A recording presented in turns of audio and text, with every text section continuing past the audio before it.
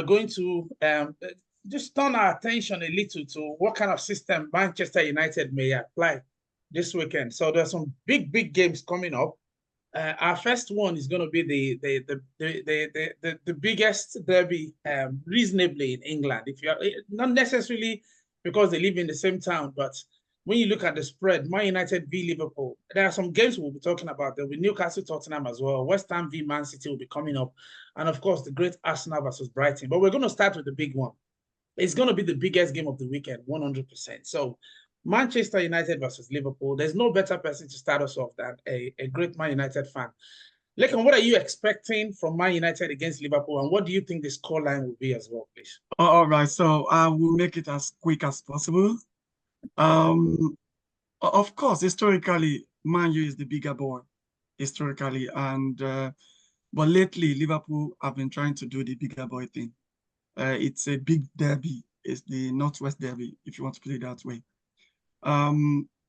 I know that we don't seem to be in a very good place at the moment, but sometimes Manchester United will always be Manchester United. I'll be expecting, it's hard for me to say Manchester United will win, and that's the truth. But then again, when you think about it, I asked myself the question, what is the big deal in Liverpool boys against this crop of Manchester United boys? I don't think there's so much difference between both of them. So I will settle for a draw. That will be my prediction for the weekend. And it's going to be a Super Sunday. This is the real Super Sunday, not some kind of fixtures. You know. Like we've had in the past, isn't it? All right. So, Lekon, I like what you said in terms of there's not much of a difference between the current crop of United players and the Liverpool ones. And if you look back at the results last season, I mean, wasn't it just amazing how you were able to like beat them even when you were at your lowest ebb? And I remember the FA Cup final as well. I looked at Man United, I was thinking, against Man City, when I saw Sir Alex in the stands, I said, this man is too old for this kind of heartache. Why is he coming to attend such a game when he knows Man City are going to beat them roundly? But you won in the end. Do you have that kind of confidence, or are you still going to settle for a draw? Well, I'm settling for a draw because I'm trying to be realistic, really. But of course, we can still pull it off, as it were. Even against Manchester City, the almighty Manchester City, in quotes, we did pull off some results. I mean, FA Cup final was a big one, and it wasn't a fluke. I'll still keep it at a draw. And Alex Ferguson attending our games is because it's an epitome. I mean, it's a representation, a huge one for Manchester United. So I'll keep it at a draw, right? But then again, what is wrong in getting 3 points? Well, you tell me. You tell us.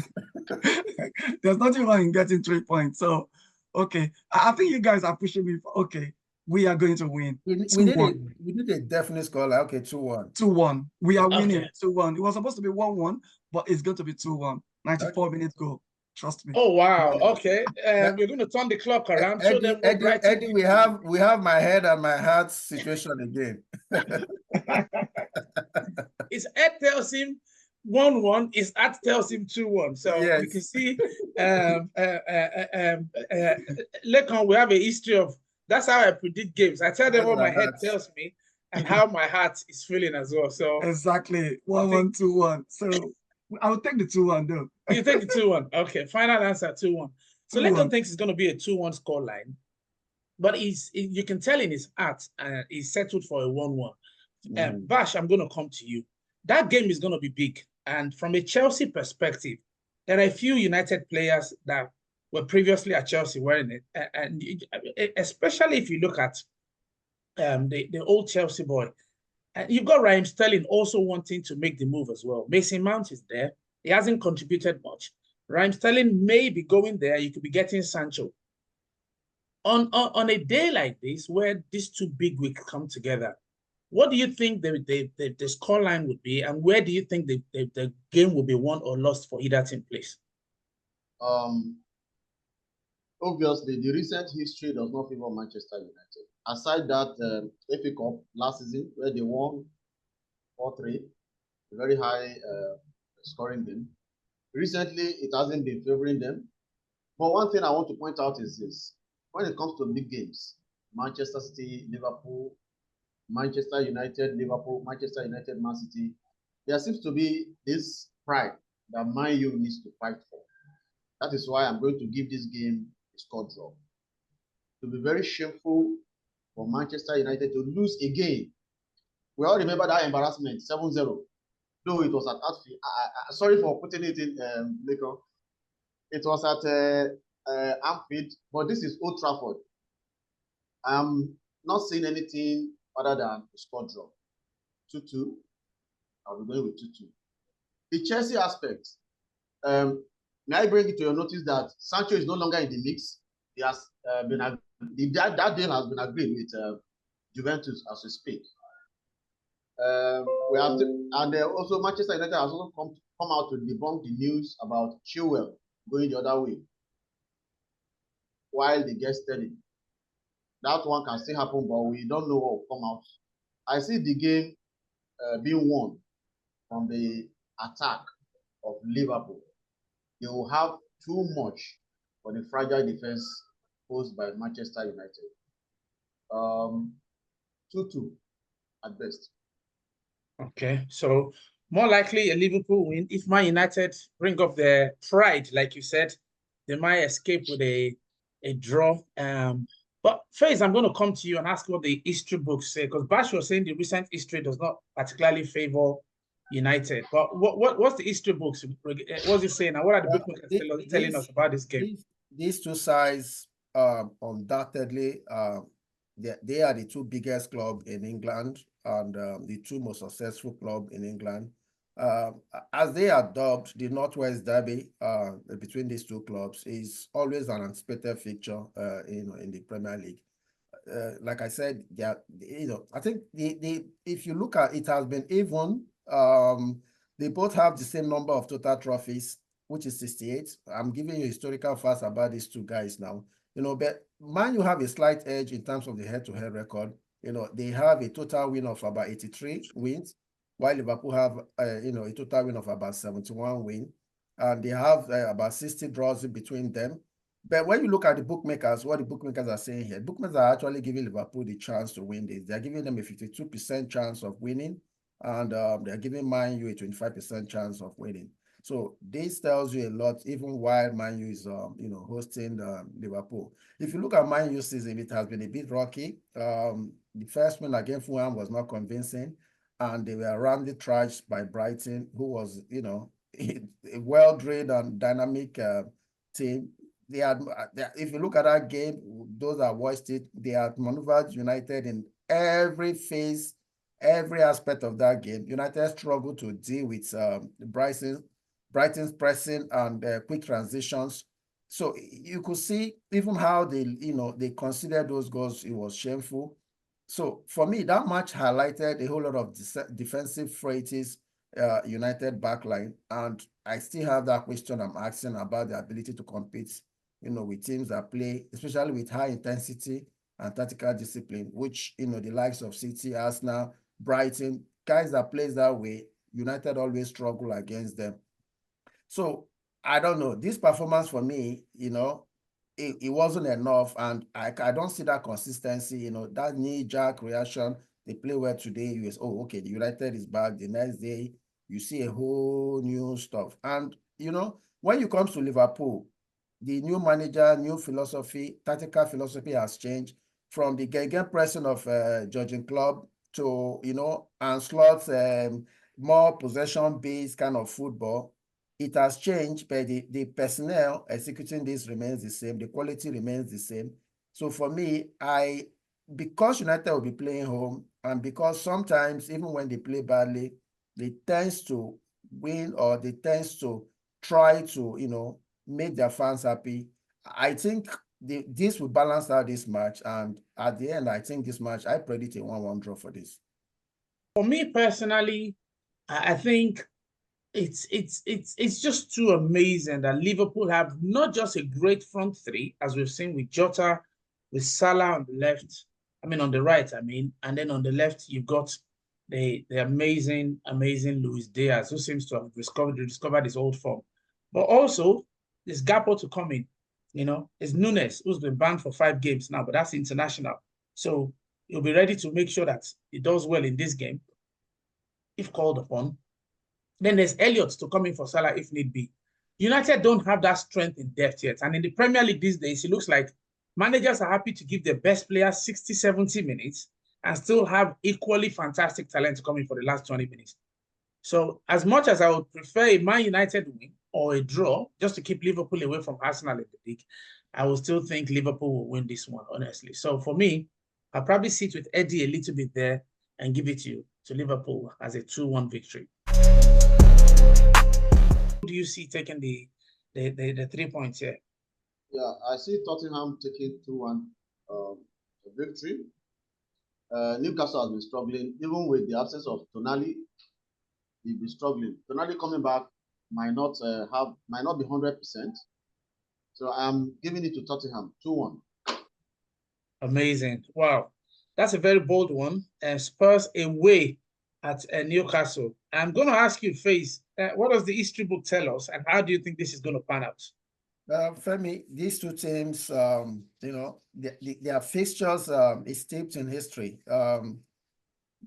Both clubs actually boast of rich traditions in English football, and they are old clubs.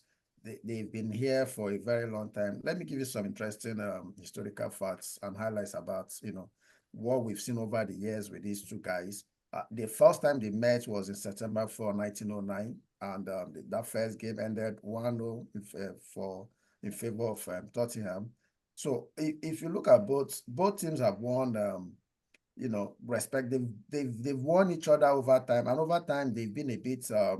The match has been evenly matched a whole lot of time, but most of their games is always present a training contest with both teams likely to share the spoils most times when they play. Now, if you look at their head-to-head in recent time, the last 5 matches they've played, Newcastle dominated with a 4-win against Tottenham. I'm giving a Bashir so that he understands what the last 5 matches looks like. So sometimes even when the form, when you have a history between two clubs, forms at times, the form books are torn. You know how they say it. So for these guys, Newcastle has been dominating the last 5 matches. So, and also if you look at the bookmakers actually predicts, a 39% win for Newcastle and a 38% win for Tottenham with a 23% draw prediction. So what the bookmakers are actually saying here is they are looking at this match to be a draw. And in line with the bookmakers, I want to agree. When you look at both teams, I think they are evenly matched. The coaches, the style of play, physicality. Newcastle's physicality will be matched with Tottenham's expansive and attacking football. So at the end of the day, I think they will also share these points, just like the bookmakers predicted. So for me, I'm going for a 2-2 draw. Amazing. Thank you very much. So a draw. I'm quite surprised you guys are going for draws. You've got every right to. But did you see last season, by halftime, Newcastle were already 5-0 up. And by the time the game finished, it was 6-1. And it's not an aberration. I don't think it's something that is just out of the blues. Spurs seem to fold every time they arrive at, or many times when they've arrived. The two teams play very attacking football. But I think at home with the crowd, and I haven't visited St. James's Park with Eddie, we know how volatile things can get there very quickly with the fans on top of you as an opposition team. Very similar to the atmosphere at Anfield. And Newcastle, yes, they haven't started really well, but I think what they do at home is special, absolutely special. And they've got players that can come in and help as well in terms of, very much and very well that it's not just the first 11 they rely on. They've got a good backup, especially up front. So I'm thinking recent history will continue, and I'll give it very convincingly. It may change, but I give it very convincingly to Newcastle 3-1 on the day I expect. But we'll see how that pans out. But for me, 3-1. Then next up, we're going to London, East London, and trying to see what the Hammers do with Man City. I mean, City, they're City, and they're adding new players this season as well. But West Ham have a great new manager, somebody with pedigree. So he's managed Sevilla, managed Real Madrid, managed Spain. It doesn't get any better than that. And he has Premier League experience with Wolves as well. So I'm wondering, I'm going to start with you, Bash. How do you think this is going to pan out between West Ham and Manchester City? Is Lopetegui good enough to stop the rampant Pep and his team? It will be very hard, apart from Manchester United, jokingly, to some extent, Arsenal, Liverpool. It will be very hard to see any team stopping this rampant City side.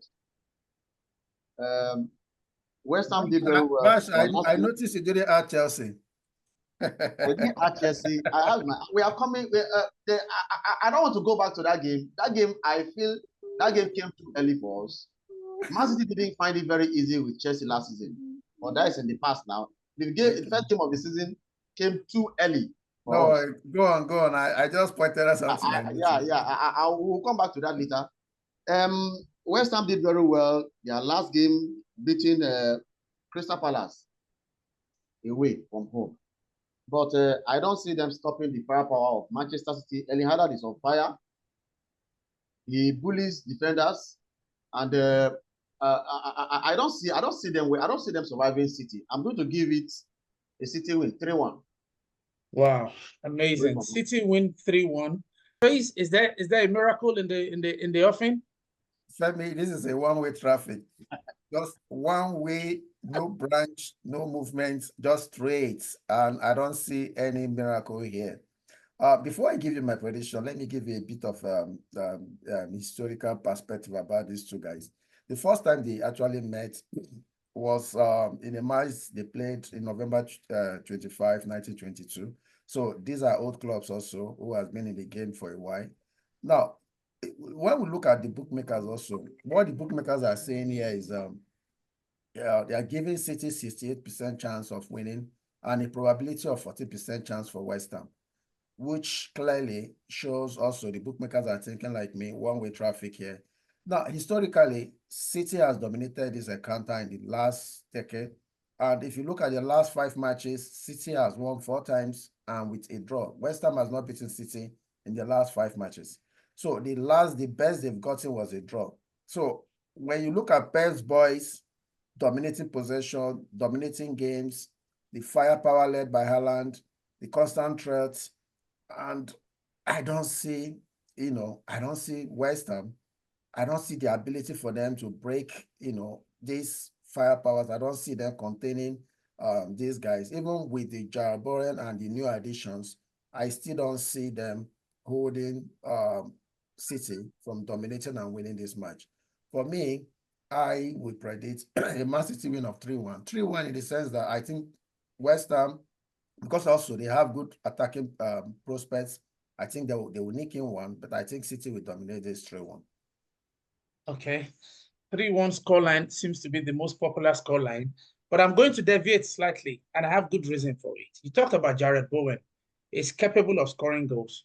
One thing that came to my mind was, Bash was right that Chelsea, when they hosted Man City, was the first game of the season. The team was not yet settled. New manager, didn't understand the players inside and out yet, set them up not to lose on the day. And the same thing happened to West Ham. When they hosted Aston Villa, I thought it was too soon for them. And you can see very quickly the manager made amends. They went to Crystal Palace and got the victory they needed. I think Lopetegui has enough, being that he's Spanish as well, so he knows Pep very well, but also he's got this really, really special set of players that is brought into the club to go and do something special. So I'm just thinking with a fantastic goalie there, a back four that picks itself every time they want to play. In the middle, they've got extra firepower, and on the bench, James Ward-Prowse can come in and do damage with a great free kick or anything. And going forward, they've got Antonio who can bully any defender. They've got Kudus, who will do well on any given day and always gives 100%, and Bowen as a proven goal scorer, but also Fulkrug and other players to come in and help. I'm just thinking, with Lopetegui's pedigree and his ability to manage a team, maybe it's about time that West Ham turned the corner against Man City. So I'm going to start them off and say, it's their time to shine. West Ham won, Manchester City won. I'll give Man City a goal, but 1-1. No victory for City this time around. And the final game to talk about, Arsenal v Brighton.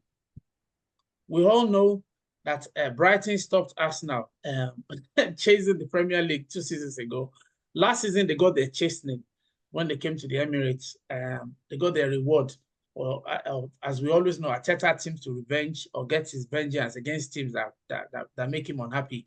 Same thing he did to Aston Villa, quieting them 2-0 because of what he did last season. Trace, I'm going to come to you this time around. Are Arsenal in for the first time this season to drop points, or are they going to get 3 points? Yeah, we only counted the scoreline, but I totally agree with his summation on this match. This is going to be the most interesting match for the weekend, and my reasons clearly are the expansive attacking style of play of both teams. They play similar kind of football. They go for the jugular. They want to score goals, and I see it being like a total war. And it's going to be thrilling, it's going to be exciting. And if we also go back memory lane, you will find out that since Brighton's came on board to the Premiership, it has been a fixture that has been quite competitive.